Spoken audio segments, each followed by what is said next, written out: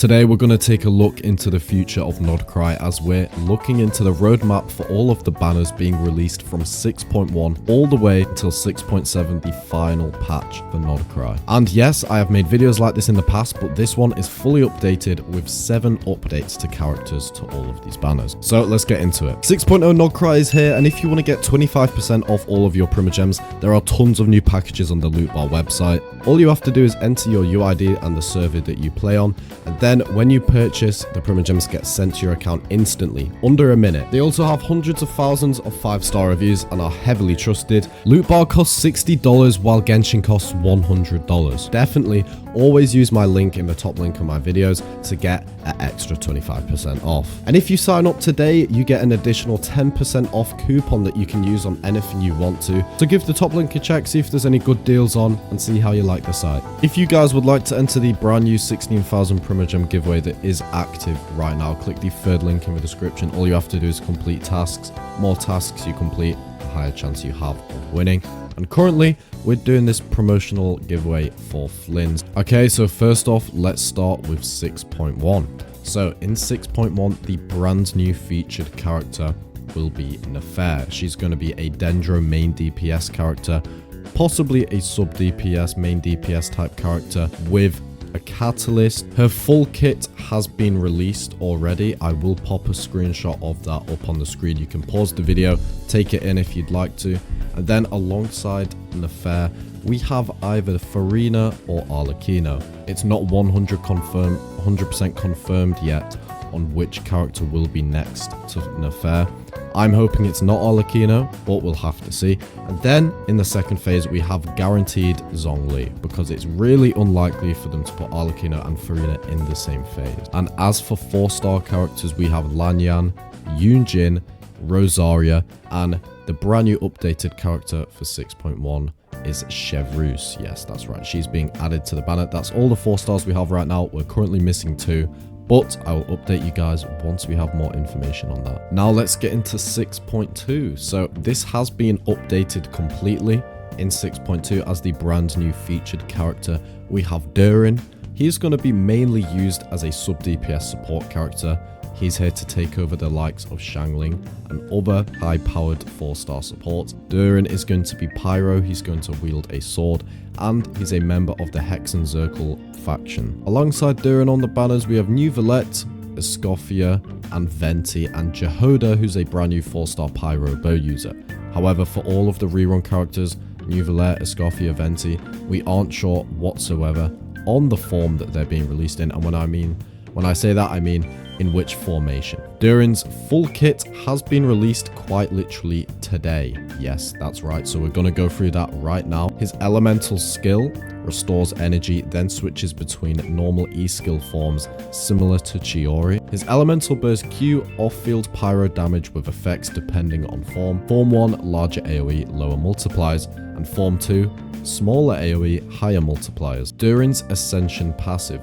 While Durin's burst is active, his 2 forms gain the following enhancements. Form 1, when nearby party members trigger pyro-related reactions, enemies' pyro resistance and the corresponding elemental resistance are reduced by 15%. Form 2, Durin's vaporize and melt damage is increased by 40% elemental mastery multiplier. If there are 2 or more Hexenzirkel members in the party, the above effects are doubled. And Durin's signature weapon base attack of 608 at level 90 with a crit rate percent of 33.1, and his passive requires 2 or more Hexenzirkel members in the party to reach its full effect. So yes, that's right.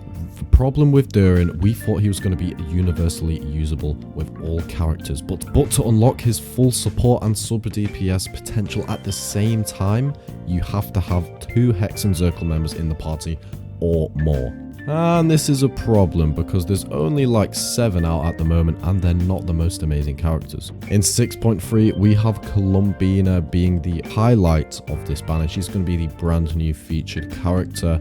Yes, that's right. She's going to be possibly the best Hydro support in the game. She's going to have sub DPS support aspects, but when you unlock constellations on her, she unlocks her main DPS potential. And then in the second phase, we will be getting the Lantern Rite Festival in Leeway. So what does this mean? We're getting a brand new featured 5-star leeway character.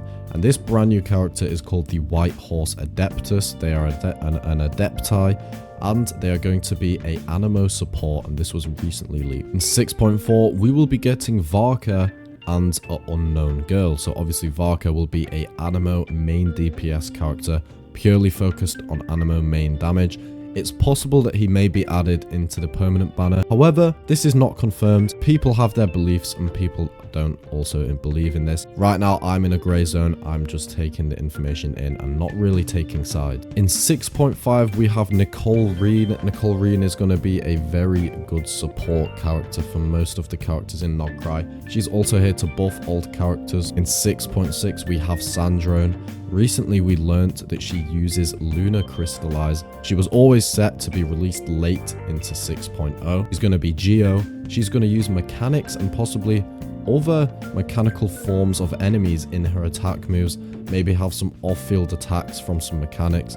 We're going to have to see how she works, but she's going to be looking to be a main push character for Not Cry. And in 6.7, we have Alice being one of the best characters to be released in the whole entire of Not Cry, next to Columbina. Alice is going to be a main DPS. We're unsure yet whether she uses Catalyst or a sword, but we will have to wait until more information is released because currently there is hardly anything regarding Alice. And to add, guys, there are 3 more male 4-star characters to be released into Not Cry, and one of these characters are called Iluga.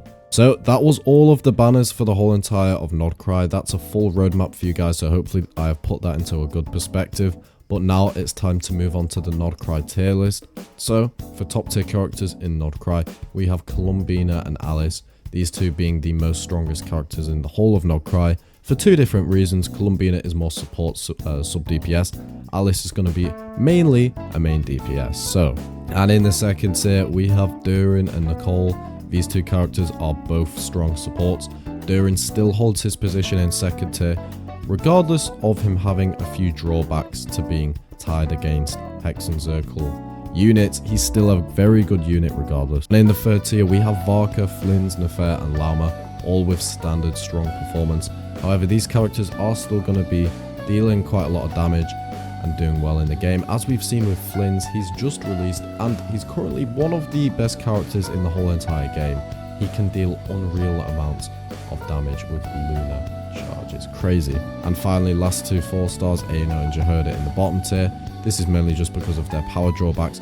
Regardless of Aino being incredible at C6, these 2 characters are still at the bottom. Guys, if you'd like to win a Welkin, all you have to do is like, subscribe, comment down something below.